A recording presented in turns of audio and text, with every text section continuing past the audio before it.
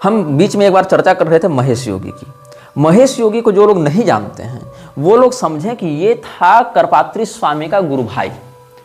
स्वामी करपात्री जी धर्म सिद्धांत के प्रसारण के लिए जितना संघर्षशील रहे, ये व्यक्ति धर्म सिद्धांत के विनाश में उतना लगा रहा। अब ये कंट्रोवर्शियल स्टेटमेंट हो सकता है क्योंकि भारत में प्लस पूरे विश्व के कई देशों में महेश योगी के द्वारा संचालित बहुत से वैदिक विद्यालय चलाए जा रहे हैं, जिसमें भारत के बहुत ब्राह्मणों ने अध्ययन भी किया है और बहुत बड़े बड़े पदों पर पहुंचे भी हैं। ऑन अ सेकेंड पॉइंट मैं ये बताऊंगा कि नीदरलैंड्स की सरकार ने एक मुद्रा जारी की थी जो लगभग $10 के बराबर थी और उस मुद्रा का नाम था राम, और उस मुद्रा पर फोटो किसकी छपती थी? भगवान श्री रामचंद्र जी की। तो हिंदुओं के मध्य महर्षि महेश योगी की छवि एक आदर्शवादी हिंदू की है जो विदेशों में जाकर भगवान श्री रामचंद्र जी के फोटो वाला नोट छपवा दे रहा है सरकारी गारंटी पर, और कई देशों में वो नोट चलता भी है। अगर आपको नहीं पता है तो आप इसको गूगल में सर्च कर सकते हैं। दूसरी बात, महर्षि महेश योगी के नाम से प्रसिद्ध यह व्यक्ति वस्तुतः कायस्थ परिवार से ही एक व्यक्ति था, और ये स्वामी ब्रह्मानंद सरस्वती जो उस समय ज्योतिष पीठ के शंकराचार्य हुआ करते थे उनका चेला होने का दावा करता था। यद्यपि स्वामी ब्रह्मानंद सरस्वती से इसकी संगति रही है, लेकिन स्वामी ब्रह्मानंद सरस्वती के उपदेशों का जिस प्रकार से अनुसरण इसको करना चाहिए वो नहीं किया गया, जबकि कुछ नजदीकी लोगों का, क्योंकि स्वामी करपात्री जी की परंपरा से जुड़े लोग हमारे बड़े नजदीकी रहे हैं, और चारों पीठों के शंकराचार्यों से जुड़े लोग हमारे नजदीकी रहे हैं, और महेश योगी के निकटवर्ती लोगों में भी हमारी गति है। तो या वो विश्वविद्यालयों में पढ़े या पढ़ाए लोगों से भी हम परिचित हैं। तो उनका एक बड़ा पक्ष यह भी कहता है कि जब महेश वर्मा या महेश श्रीवास्तव, दोनों बातें इसके लिए अलग अलग स्थानों पर मिली हैं, और एक श्रीवास्तव बंधु ने हमको इसकी इंफॉर्मेशन दी थी। हालांकि बहुत सारे प्रमाण, उन्होंने प्रमाण नहीं दिया, उन्होंने बस ये कहा था कि महेश योगी भी कायस्थ समाज से था और इस प्रकार से उसने उपद्रव किया है, तो आप उस पर भी ध्यान दीजिएगा। तो हमने कहा चलो ठीक है, वो तो हमको बोलना ही है, लेकिन अभी बोलते जा रहे हैं तो बोलेंगे। तो ये तो कायस्थ समाज वाले जो धर्मनिष्ठ हिंदू हैं वो उन्होंने ही मुझे बताया कि अपने यहाँ तो ये भी एक हुआ था गुरुजी। तो क्या हुआ, जैसे दयानंद सरस्वती जन्म से तो ब्राह्मण ही था, लेकिन कितना आतंक मचाया सनातन धर्म के जगत में। अब जैसे स्वामी नारायण का जो घनश्याम पांडे है वो भी जन्म से तो ब्राह्मण ही था, लेकिन उसने तो स्वयं को भगवान के रूप में घोषित करके खड़ा कर दिया। और ये सब जितने भी अखाड़ों के लोग हैं, अवधेशानंद, कैलासानंद, ये सब भी ब्राह्मण कुल में जन्म लेकर ही उत्पात मचा रहे हैं। इससे इनका कृत्य धर्मसम्मत नहीं माना जाता, और ये फैक्ट है। इस फैक्ट पर हम बात कर रहे हैं। तो हम बात कर रहे थे महेश योगी की, इसने अपना नाम रख लिया महर्षि।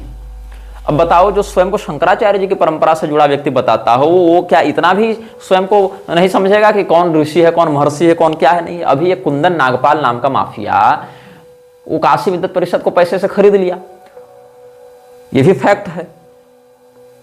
और काशी विद्वत परिषद के लोगों ने उसको महाब्रह्मर्षि की उपाधि दे दी, और काशी विद्वत परिषद के लोग तो मोदी को राजर्षि की उपाधि भी देने गए थे, और महाब्रह्मर्षि उपाधि दे दी। और ये जो कुंदन नागपाल है, ये खुलेआम मंच से अपने चेलों से अल्लाह अकबर का नारा लगाता है, कुरान को ग्लोरीफाई करता है और हमारे देवी देवताओं को गाली देता है। उसके सारे प्रमाण हमने फेसबुक पर डाले हुए थे, और बहुत तो यूट्यूब पर भी डाला हुआ था, और अभी भी मिल जाएगा आपको। और उस कुंदन नागपाल को निरंजनी अखाड़ा के कैलासानंद ने भी बना दिया है जगत गुरु। अब ये बाहर तो बातें नहीं आती हैं, लेकिन काशी विद्वत परिषद क्या है? एक एनजीओ है, उससे अधिक उसकी कोई हैसियत नहीं है। और काशी विद्वत परिषद में ही बहुत से ऐसे लोग, और काशी विद्वत परिषद से बाहर ही बहुत से ऐसे लोग हैं जो आर्य समाजी और स्वामी नारायण की संस्थाओं के द्वारा खरीद लिए गए हैं, और उन्हीं के लिए भाष्य लिखने का काम करते हैं, उन्हीं के लिए, उन्हीं के मतों का प्रसारण करने के लिए काम करते हैं, और अपनी सारी व्याकरण, मीमांसा, न्याय की विद्वत्ता उन्हीं की गुलामी में लगाते हैं। ये एक तथ्य है। और इसके ही कारण जो है काशी विद्वत परिषद भूमाफियाओं को और नौटंकीबाजों को भी जगतगुरु बनाता फिरता है। और अभी मजे की घटना ये हुई कि राजेश्वर और हरिनारायण दोनों ने मिलकर किसी व्यक्ति को जगतगुरु रामानंदाचार्य बना दिया, जबकि ये दोनों स्वयं रामानंद संप्रदाय से नहीं है, और दोनों गृहस्थ हैं। और दोनों गृहस्थ जो गैर रामानंदी हैं वो एक व्यक्ति को रामानंदाचार्य जगतगुरु बना रहे हैं सन्यासी बनाकर। मतलब गजब लेवल फ्रॉड चल रहा है कि नहीं? यहां पर आते हैं याद बनराकस भैया, कहते हैं अरे ये तो अलग लेवल फ्रॉड चल रहा है। तो यहाँ जो फ्रॉड चल रहा था उसके विषय में हम बता रहे थे। अच्छा, अभी जो डबल श्री रविशंकर है वो भी किसका चेला है? महेश योगी का चेला है। और रविशंकर की विचारधारा तो आप जान ही रहे हैं, क्या लिखता है रविशंकर, और कई बार बोला है, उसको खुलेआम क्रिसमस मनाता है ना रविशंकर। तो क्या कहता है रविशंकर कि you can not understand the sayings of Jesus if you are not alive with prana, with life force, अगर तुम्हारे अंदर प्राण शक्ति का विकास नहीं हुआ है, अगर तुम्हारी चेतना विकसित नहीं है, तो तुम जीसस के उपदेश को समझ ही नहीं सकते हो। मतलब समझ रहे हो, जीसस का उपदेश इस लेवल पर है कि उसके लिए आपको विशुद्ध और गंभीर आध्यात्मिक बनना पड़ेगा। The knowledge will all be just a corrupt concept in head, only the heart can feel that. Otherwise, in the name of Jesus, in the name of God, in the name of religion, people kill each other. मतलब उसका कहना है कि Jesus के उपदेश को समझने के लिए बहुत विशुद्ध आध्यात्मिक होना पड़ेगा, और जीसस के नाम पर लोग केवल लड़ाई कर रहे हैं, बहुत से युद्ध हो रहे हैं और उनको जीसस का उपदेश के बारे में पता ही नहीं है। और जीसस भी ये बात जानते थे, the mind can not understand Jesus, only the heart can feel the presence of Jesus. और सुनो क्या कहता है, Jesus opens his arms and says, "Come, you are my friend. Don't be afraid. Don't put me on the altar. Give me a seat in your heart. See me and everyone you see around you.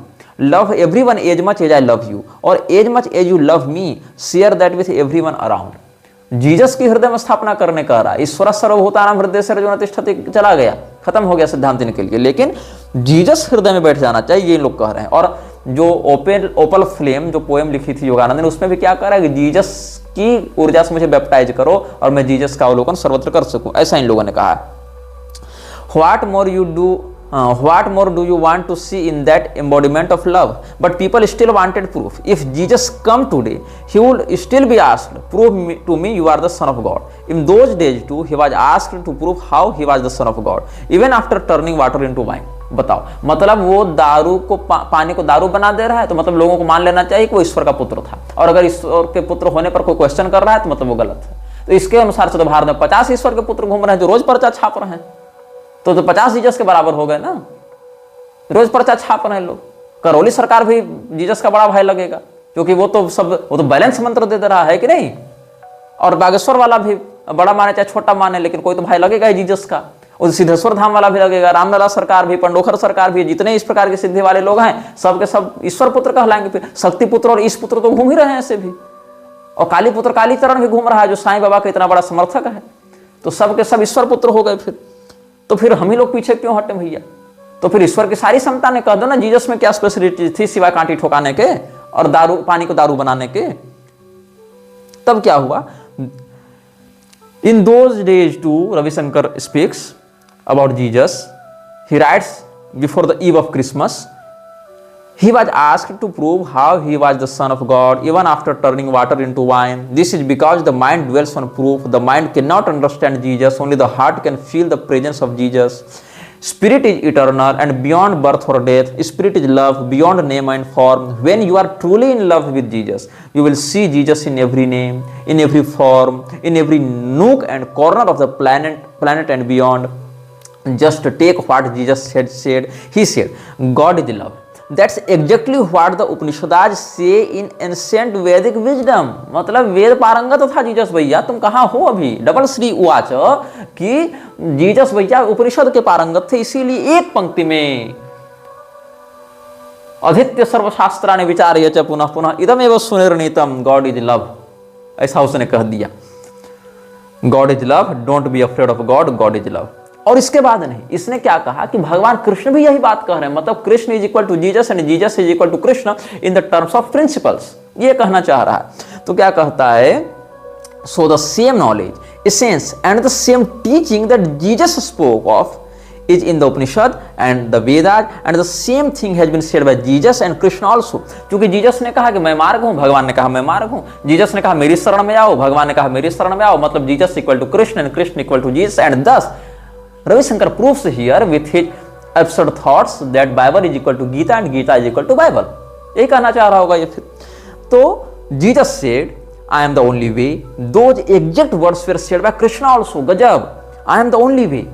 The same was said in the Upanishad. There is no other way, there is the only way, and the way goes through Jesus.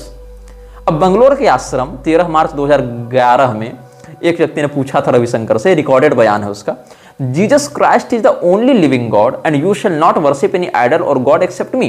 If the Almighty is one, then what should it be? अब सुनो, जो प्रश्न करता है उसने पूछा कि Bible के अनुसार जीसस एक जीवित देवता है और किसी भी अन्य मूर्ति या देवता की पूजा नहीं की जा सकती है उसके अलावा। ऐसा बाइबल का मत है। तो अगर सर्वशक्तिमान परमात्मा एक है तो फिर जीसस क्या हुआ? तो रविशंकर क्या कहता है? Shri Shri Ravishankar says yes, these words are said in almost all scriptures. ये बात हर पुस्तक में कही गई। लॉर्ड कृष्ण आल्सो सेज माम एकम शरणम व्रज, you take refuge in me and nobody else. So lord Krishna's words are exactly the same what Jesus said, I am only the वे।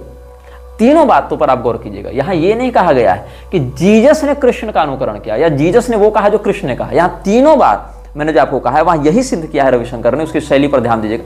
कृष्ण ने वह कहा जो जीसस कह रहे हैं, मतलब Krishna is secondary and Jesus is mandatory.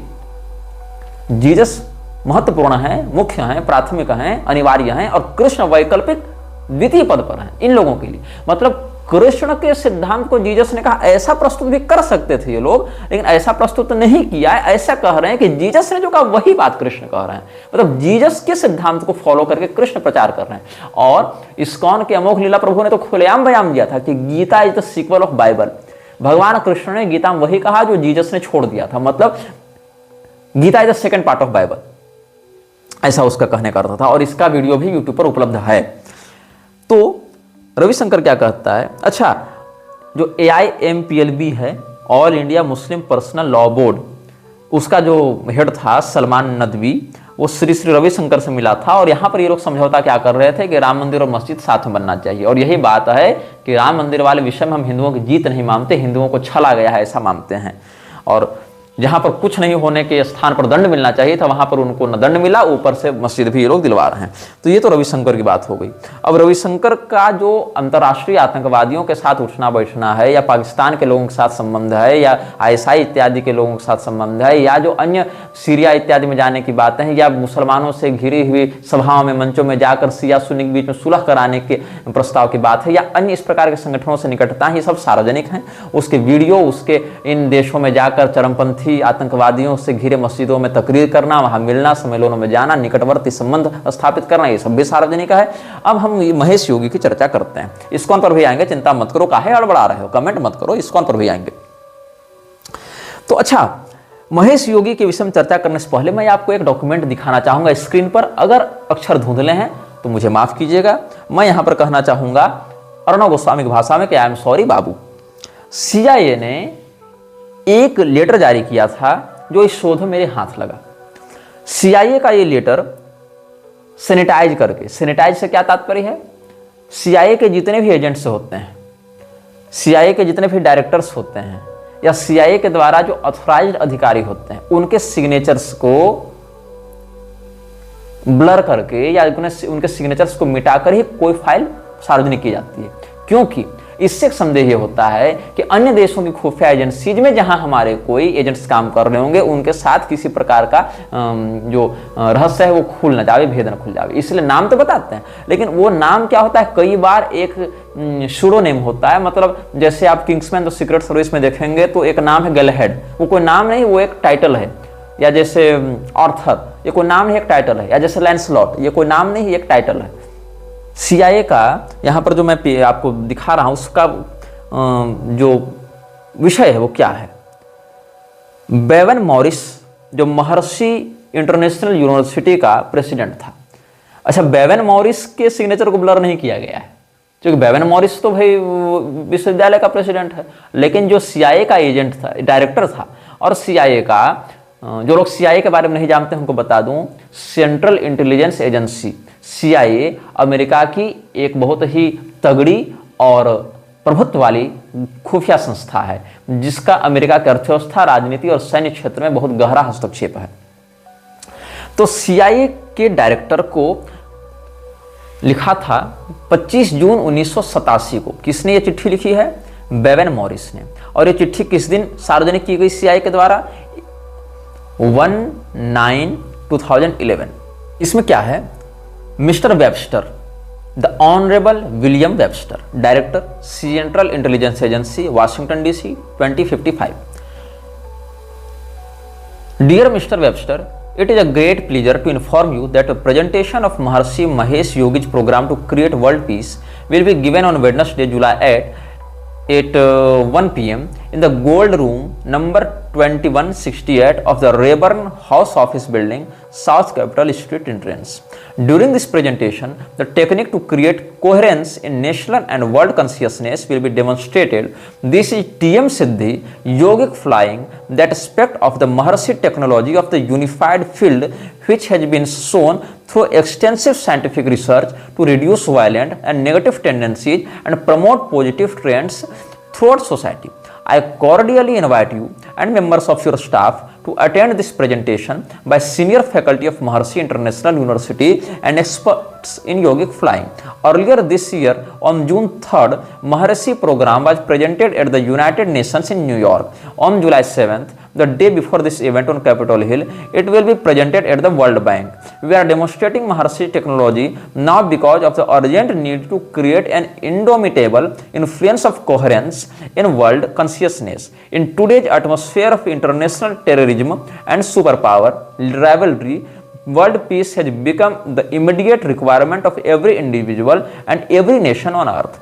Our best efforts through negotiations, treaties and arms have never made a lasting peace. But today we have something new that has been proven to work. In Maharshi's words, with the total knowledge of the unified field of all the laws of nature now available, we have an approach to create world peace that is practical, reliable, effective and certain.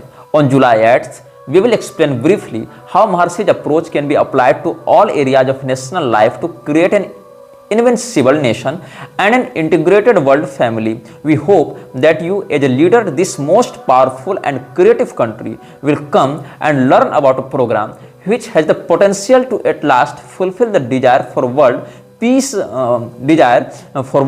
that has been cherished by the wise throughout the ages. Sincerely, Bevan Morris, president Maharshi International university. ये CIA के records में RD P90G001521001102380035/7 इस record संख्या की file मैंने आपको पढ़कर बताई है। इस पत्र का सारांश ये है कि ये जो बेवन मॉरिस है, महर्षि महेश योगी के नीचे काम करने वाला एक अधिकारी जो महर्षि इंटरनेशनल यूनिवर्सिटी का अध्यक्ष है, उसने 25 जून 1987 को एक लेटर लिखा है मिस्टर विलियम वेबस्टर, जो उस समय CIA का डायरेक्टर था, और यह कह रहा है कि इस प्रकार का हम कार्यक्रम 3 जून को कर चुके हैं।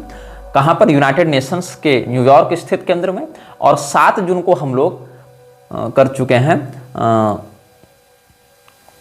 7 जुलाई को यह किया जाएगा वर्ल्ड बैंक के सामने, और 8 जुलाई को हम लोग करने वाले हैं ये साउथ कैपिटल स्ट्रीट एंट्रेंस में जो रेबर्न हाउस ऑफिस बिल्डिंग है उसके गोल्ड रूम संख्या 2167 में करने जा रहे हैं। तो क्या करने जा रहे हैं? तो हम उड़ाएंगे। क्या उड़ाएंगे? तो विश्व की खुशहाली शांति के लिए गो योगी गो। हम सफेद कबूतर नहीं उड़ाएंगे, हम योगी लोग को उड़ाएंगे। तो योगिक फ्लाइंग नाम का एक कोर्स करा रहे हैं हमारे गुरुदेव महर्षि महेश योगी, और हम इसमें लोगों को उड़ाएंगे। तो योगिक फ्लाइंग से तात्पर्य ये था कि ये लोग पद्मासन लगाकर बैठते थे और पद्मासन लगाकर ये दावा करते थे कि हम इतना इंटेंस कंसंट्रेशन करेंगे, इतनी गजब की हम साधना करेंगे कि हम बैठे बैठे लेविएट कर जाएंगे और 3 से 5 फीट हवा में चले जाएंगे। अब ये बड़ी चमकदार बात है, बड़ी जानदार बात है, बड़ी शानदार बात है, जबरदस्त जिंदाबाद बात है। क्या होगा कि भाई कोई योगी बैठा हुआ है एकदम पद्मासन में और खड़े खड़े बैठे बैठे ऐसे उड़ने लग जावे और 3 से 5 फीट चला जावे, लेविएट कर जावे बिना किसी स्प्रिंग या रोप या मैजिक के, योग बल से। और हमारे महर्षि महेश योगी जी, दयानंद सरस्वती भी महर्षि लिखता था ना, ये भी महर्षि लिखता था, तो महर्षि महेश योगी जी अपने शिष्यों को उड़ाएंगे और एक्सपर्ट्स जो सीनियर्स हैं वो ऐसा करेंगे। तो हे CIA के निर्देशक महोदय, आप और आपके कर्मचारी इस अलौकिक घटना को देखने के लिए आए। तो क्या फायदा होगा भाई? क्या ये कोई मैजिक शो है? नहीं। जब इतने योगी एक साथ इस प्रकार की चित्तवृत्ति से ध्यान करेंगे तो जो काम आज तक आप नहीं कर पाए वो काम हम कर देंगे। तो क्या हम नहीं कर पाए भैया? तो आप विश्व शांति नहीं स्थापित कर पाए, आपके पास इतना पैसा है, इतना हथियार है, इतने वैज्ञानिक है, लेकिन क्या कर पाए? आप कुछ नहीं कर पाए। आप पूरे विश्व को विनाश की ओर ले जा रहे हैं। हम बैठे बैठे ऐसी यहाँ से मानसिक तरंगे छोड़ेंगे ना कि पूरी दुनिया केवल समतत्व की ओर बढ़ेगी। कोई रेवलरी नहीं होगी, कोई प्रतिस्पर्धा नहीं होगी, किसी के मन में किसी के प्रति वैमनस्य नहीं होगा, आतंकवाद का समाधान हो जाएगा, अमीरी गरीबी का भेद मिट जाएगा और क्या ब्रदरहुड चलेगा। तो CIA को जब ये लेटर मिला तो CIA ने अपनी कमेटी बैठाई जो उसके विशेषज्ञ थे उनसे बात की गई कि क्या करें भैया, आवा है, बुलावा आवा है, जाना है कि नहीं जाना है। तो बिल बेकर नाम का जो ये विशेषज्ञ था उसने एक नोट तैयार किया। 8 जुलाई को कार्यक्रम होना है, 6 जुलाई को ये तैयार किया पत्र। एक पत्र किसके लिए? CIA के डायरेक्टर के लिए। इसमें क्या लिखता है? टॉपिक है invitation to attend a presentation by Maharishi Mahesh Yogi's program to create world peace, Rayburn House Office Building, July 8, 1987। क्या टॉपिक है इसमें? President of the Maharishi International University Bevan Morris has invited you to attend a presentation of Maharishi Mahesh Yogi's program to create world peace on Wednesday, July 8th at 1 p.m. at the Rayburn House office building. During the presentation, the technique to create coherence in national and world consciousness will be demonstrated. This is TM Siddhi Yogi flying. According to Mr. Bevan, TM Siddhi is an aspect of Maharshi technology of the unified field which has been shown through extensive scientific research to reduce violent and negative tendencies and promote positive trends throughout society. बहुत बढ़िया, बहुत अच्छी बात है। I recommend that you do not accept this invitation. The lines should be highlighted and should be repeated once again. I recommend that you do not accept this invitation. In 1995, you were selected to receive the Maharshi Award and you declined it. CIA के director को 1985 में लोग महर्षि award देने जा रहे थे, जिसको reject कर दिया गया था। As you may know, Maharishi Yogi was the Beatles personal guru and his followers are great proponents of transcendental meditation. वही TM सिद्धि, TM मतलब transcendental meditation. However, his teachings have not found a great following in the United States. Recently, according to an AP Newswire article, the organization was sued by one of its followers for fraud and liable for allegedly representing that a follower could learn to fly through self-levitation. In short, I do not think this group is deserving of your time. If you agree, a letter of regret to Mr. Morris is attached for your signature. इसने क्या किया? Bill baker ने, जो CIA का एक agent था और उच्च एजेंट था, उसने अपने डायरेक्टर को चिट्ठी लिखी कि सर, आपको जो पत्र मिला है ना महर्षि महेश योगी के संस्थान से, महर्षि महेश योगी का संस्थान इस लायक नहीं है कि आप वहां टाइम दे सकें। आप शब्दों पर गौर कीजिएगा। In short, I do not think this group is deserving of your time. ये औकात है। और ये क्यों है? आपको याद होगा एक बहुत बड़ा ग्रुप था, लंबा नहीं चला लेकिन बहुत फेमस था, द बीटल्स। बहुत बड़ा बैंड था। हमारे पूर्व प्रधानाध्यापक महोदय इसके बड़े के फैन रहे थे और ये हमारे 2 पीढ़ी पहले के लोगों के लिए बहुत बड़ा एक स्वैग का माहौल बनाता था, द बीटल्स। और द बीटल्स का आध्यात्मिक गुरु कौन था? महर्षि महेश योगी। और द बीटल्स के अधिकांश लोग दुर्घटनाओं में, सुसाइड्स में और स्कैंडल्स में और मिस्टीरियस कंडीशंस में मरे और ये ग्रुप बिखरा टूटा। तो इसने, जो बिल बेकर है, उसने केवल ये चिट्ठी नहीं भेजी अपने डायरेक्टर को, बल्कि एक रिजेक्शन लेटर भी टाइप करके भेजा और कहा सर केवल सिग्नेचर करके आप भेज दीजिए, आपको अपने से और कुछ नहीं करना है। तो वो लेटर क्या था वो भी मैं पढ़ के सुनाता हूं। ये लेटर जारी किया गया है 9 जुलाई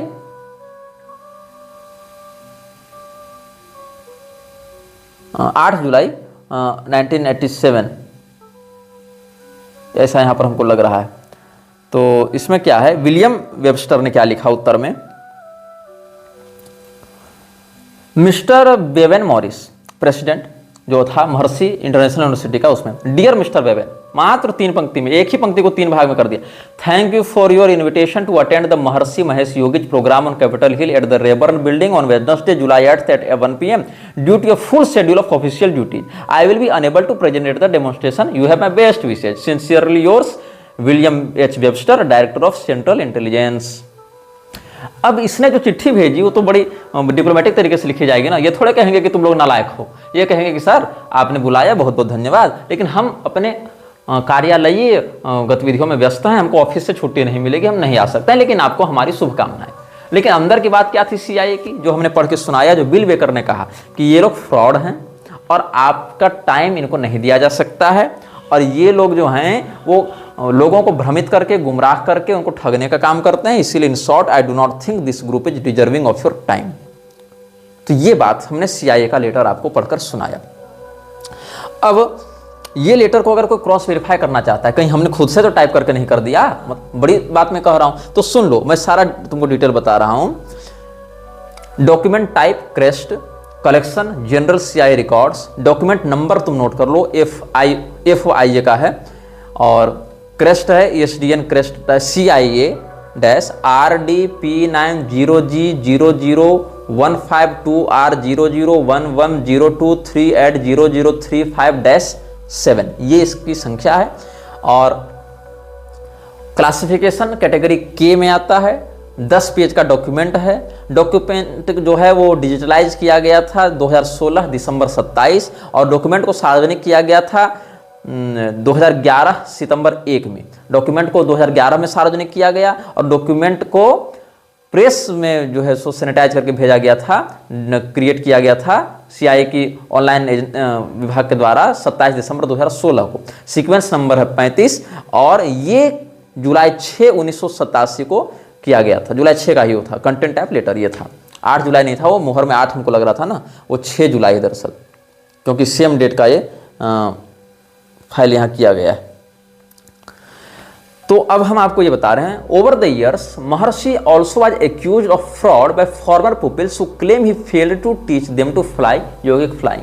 इसके जो शिष्य इसको पैसा देते थे और उड़ने की कला नहीं सीख पाते थे, उन लोगों ने इस पर केस भी किया था। और इसने क्या कहा कि by flying we simply mean spontaneously hopping 3 to 5 feet of the ground while sitting in the lotus position.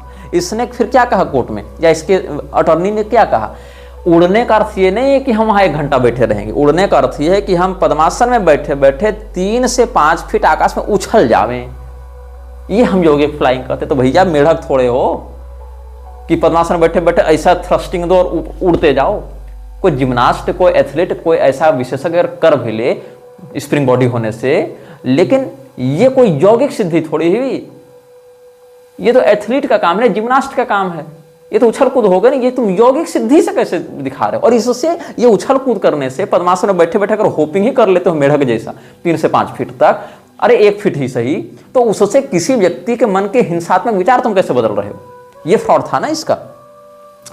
तो the Maharishi who was headquartered in Switzerland at the time reportedly moved to the Netherlands after the Indian government accused him of tax fraud. ये Switzerland से पहले काम चलाता था, और वहां पर तो इसको टैक्स देना नहीं पड़ता था। कई मामलों में स्विट्जरलैंड को टैक्स हेवन बताया गया। दुबई है, स्विट्जरलैंड है, वहाँ बहुत से मामलों के टैक्स अन्य देशों की तुलना में या तो बहुत कम है या तो बिल्कुल नहीं है। तो ये जो है महर्षि महेश योगी, उसके संस्थान जो भारत में चलते थे, वहाँ पर भी सरकार तो भारतीय नियंत्रण करेगी। तो वहाँ जो टैक्सेशन का फ्रॉड किया इसने, उसके कारण इसको भारत सरकार ने नकेल कसा। तो भारत से भी और स्विट्जरलैंड से भी भागकर इसको जाना पड़ा नीदरलैंड। और आगे देखो, आगे की आपको मैं बात बताऊं महेश योगी के विषय में। तो जो बीटल्स की मैंने बात कही थी, विथ और without the young Mrs Farrow's bodacious presence around the Maharishi ashrams, controversy continues to hound the 3.5 billion worldwide enterprise of the yogic 6th Beatle. The late ex-guitarist Stuart Sutcliffe was known as the 5th. His compound in India was the focus of allegations.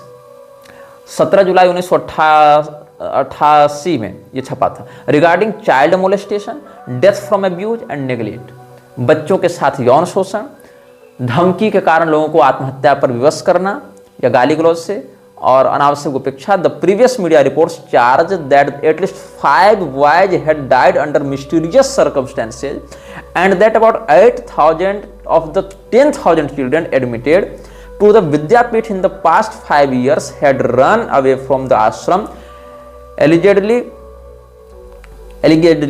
because of the torture they had been subjected to inside, to make matters more difficult for the ashram administration.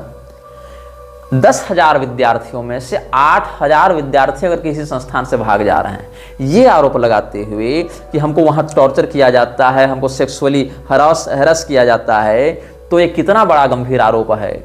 उसमें से 5 बच्चे तो मरे mysterious conditions के अंदर। और ये मैं नहीं कह रहा हूं, ये छपा था 17 जुलाई 1988 में। और इसमें महेंद्र सिंह भाटी जो वहाँ का विधायक था और एक लोकल विधायक था, और एक आयुर्वेदिक डॉक्टर डॉक्टर गोविंद शर्मा, जो पहले उस आश्रम से जुड़े हुए थे, महर्षि महेश योगी के संस्थान के लिए काम करते थे, डोनेशन देते थे, वहाँ इलाज करते थे या बहुत कुछ सपोर्ट करते थे, वो सब क्या है, उन्होंने ये दावा किया कि नहीं नहीं, यहाँ जो बच्चे पढ़ने आते थे वो बच्चे ही इन सभी गतिविधियों में लिप्त थे, इसलिए उनको निकाल दिया गया। उन लोगों ने क्या कहा, उन लोगों ने बाद में हालांकि ये सब संस्थान छोड़ दिया था। They charged that some of the boys were also subjected to sexual abuse by the teachers, और यह भी दावा किया कि उन बच्चों का यौन शोषण तो ये जो जैसे बड़े बच्चे हैं वो छोटे बच्चों की रैगिंग करते थे, और कई बार बच्चों की रैगिंग या यौन शोषण करते थे कौन, विद्यालय के शिक्षक भी। और ये बात मैं अपने से कोई जोड़ कर नहीं कर रहा हूं, तुम इसको क्रॉस वेरीफाई भी कर सकते हो। अब रही बात कि हम क्राइम रेट दुनिया में कम करेंगे, तो इनको प्रदर्शन का एक अवसर भी दिया गया। कब दिया गया, 1999 ईस्वी में कोसोवो में और वाशिंगटन डीसी में भी दिया गया, और 1 साल का समय दिया गया कि आप लोग खूब बैठकर योग ध्यान तपस्या करें और पुलिस को सिद्ध करके दिखाएं कि आपकी ध्यान तपस्या और योगिक फ्लाइंग के कारण जो है विश्व शांति स्थापित हो रही है, हमारे जिले में शांति हो जा रही है, कम से कम यही कर दें। तो यहाँ पर पुलिस ने फिर जो रिकॉर्ड निकाले, बोले नहीं ऐसा तो कुछ हमको इफेक्ट देखने को नहीं मिला। हिज होलीनेस फर्दर असर्टेड अ महर्षि इफेक्ट, हिज होलीनेस मतलब Mahesh Yogi, whereby relatively small numbers of meditators are claimed to be able to positively and measurably influence world events. That phenomenon has even been alleged to measurably lower crime rates in regions such as Washington DC and Kosovo in August of 1999 via a accumulated good energy of the practitioners. A press release on website states, when the group reached about 350 yogis flyers, the Kosovo destruction ended. Cross 2000 में छपा था ये कि जब 350 योगियों ने ऐसी क्रिया की, योग उड़ान भरी, तो कोसोवो का जो विध्वंस रुक गया। लेकिन in the early 90s 4000 of Maharishi's followers spent 8 weeks in Washington holding large scale group meditation. Maharishi Mahesh योगी के 4000 शिष्यों ने कितने समय तक, 8 सप्ताह तक वाशिंगटन में ध्यान सत्र चलाया था, और उन्होंने कहा कि इन 8 सप्ताह के चले ध्यान सत्र से वाशिंगटन का क्राइम रेट बहुत कम हो गया है। लेकिन जो पेरेज रिवाज में 2000 ईस्वी में छपा था, दे claimed they help reduced crime during that time but the district police department was unconvinced. लेकिन डिस्ट्रिक्ट पुलिस डिपार्टमेंट ने रिकॉर्ड दिखा दे कि देखो क्या फर्क पड़ा, हम तो नहीं मानते ऐसी बातें। तो बीटल की मैं बात कह रहा था, बीटल जो है, जो बैंड था, उसको लेकर भारत में 1960 में आश्रम जो ऋषिकेश वाला था महर्षि महेश योगी का, उसको लाकर बुलाया गया, और वहाँ पर कई बार वो आते रहे और वहाँ पर बहुत समय तक वो जुड़े रहे। लेकिन क्या हुआ, वहाँ जो मियाँ फैरो थी उसके साथ कथित रूप से महेश योगी के अवैध यौन संबंध बन गए, ऐसी बात यहाँ पर कही गई है। और हालांकि महेश योगी की मृत्यु 2008 ईस्वी में नीदरलैंड्स में हुई थी, लेकिन ये जो है उसमें आप पढ़ेंगे जो जॉन लेनन है, जॉन लेनन जब इससे दीक्षा लेने आया था, जो बीटल्स का एक निकटवर्ती व्यक्ति था, तो जॉन लेनन ने जब दीक्षा लेने की बात इससे कही, और निकटवर्ती रूप से उसने जब फेरो के साथ अवैध यौन संबंधों के विषय में जाना और अनुभव किया, तो उसने कहा कि मैं तो यहाँ सच्चे गुरु की तलाश में आया था, लेकिन मैं समझ गया अब इस समाज में अपने हृदय के अलावा तुम्हारा सच्चा गुरु कोई नहीं हो सकता है। तो Maharishi Mahesh Yogi, the guru of the Beatles, enthralled the band with his antics and his preachings. The musicians visited India in the 1960s and stayed at his ashram in Rishikesh, Uttarakhand, an experience that they later claimed influenced their music for years. ठीक?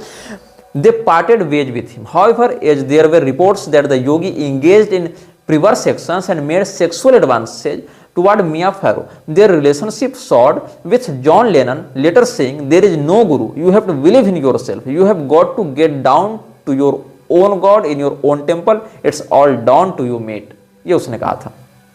ऐसे ही भीमानंद नहीं था, भीमानंद जो है वो 1997 में जिसको गिरफ्तार किया गया था, वो सेक्स रैकेट चलाता था ऐसे ही सन्यासी का वेश धारण करके, और 2000 फॉलोअर्स उसके पुलिस से भिड़ गए थे जब उसको गिरफ्तार करने आया था, और मुंबई में सेक्स रैकेट चलाता था, और दिल्ली में भी उसको गिरफ्तार किया गया था। ऐसे ही एक प्रेमानंद भी था, ये योगानंद और राधा वल्लभ वाला प्रेमानंद नहीं है, ये जो है वो श्रीलंका में सिविल वार चल रहा था, और जब लिट्टे अपने चरम पर था, जिसमें राजीव गांधी को भी उड़ा दिया गया था, तो उस समय 1984 में, वो राजीव गांधी वाला कांड तो बाद में हुआ था, लेकिन लिट्टे तो चरम में था उस समय, तो उसी संगठन का हाथ था ना राजीव गांधी की हत्या में, तो एसेसिनेशन किया था उसने। तो escaping the civil war in Sri Lanka, Premananda moved to India in 1984 and set up an ashram for women and orphans in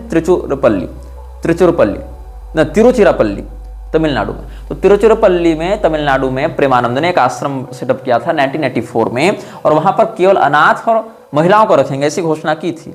और वहां पर अरुल ज्योति नाम की एक लड़की भागी थी 1994 से। उसने कहा कि प्रेमानंद, ध्यान दीजिएगा ये अभी वाले प्रेमानंद नहीं है, तो कोई क्लिप काट के मत लगा देना।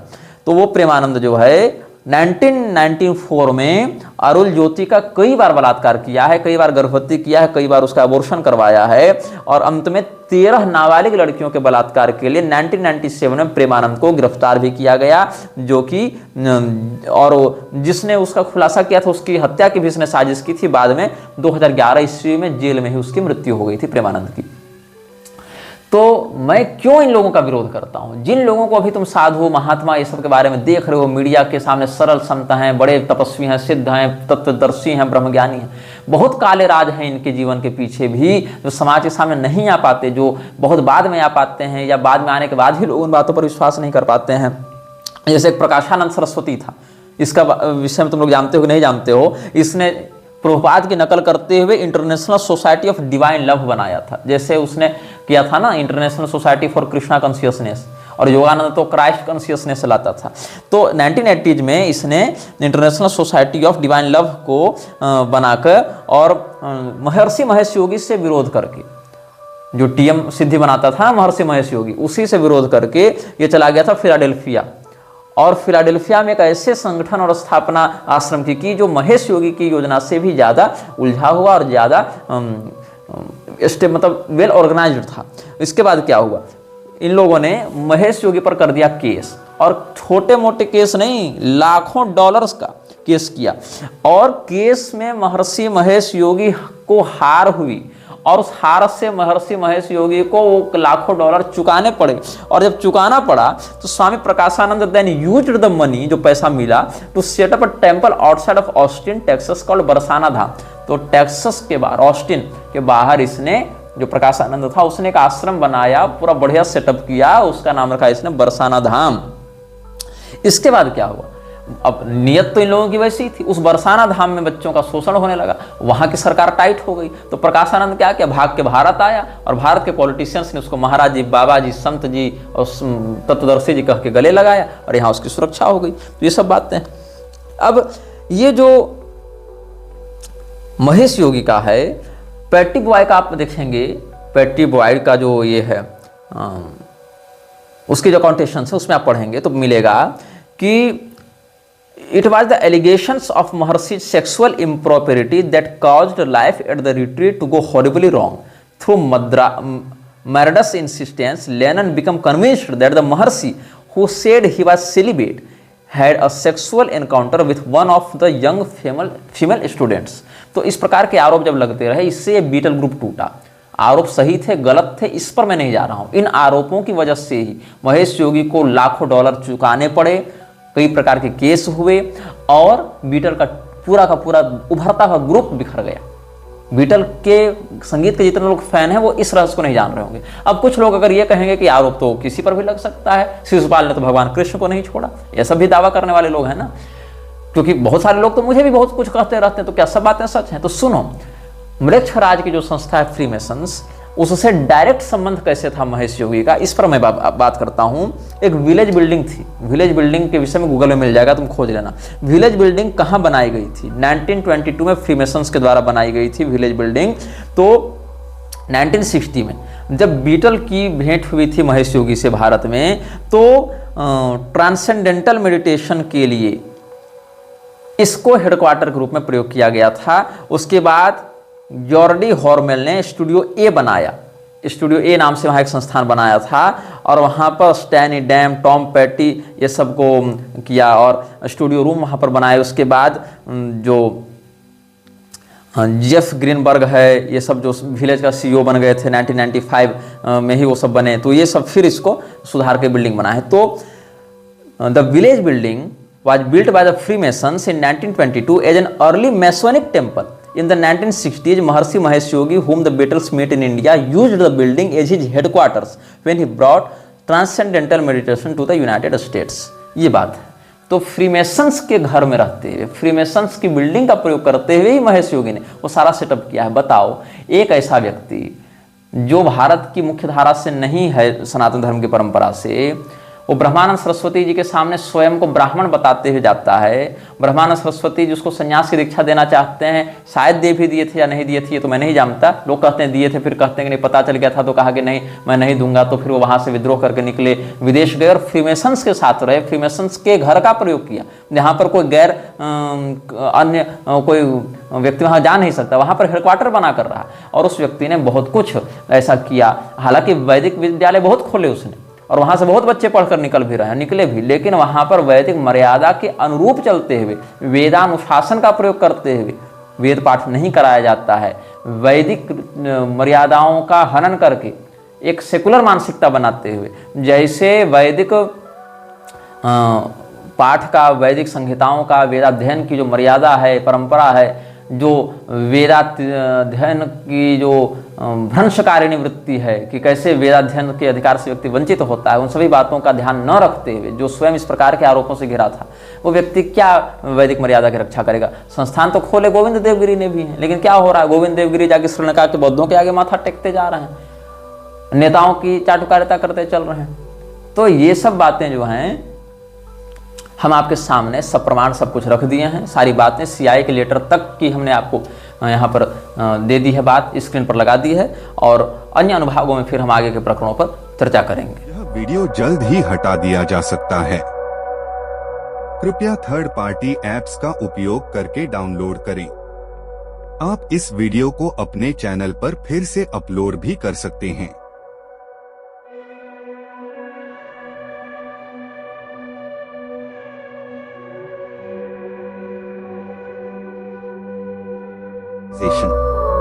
This video may get deleted soon. Please download using third-party apps. You may also re-upload this video on your channels. Thank you.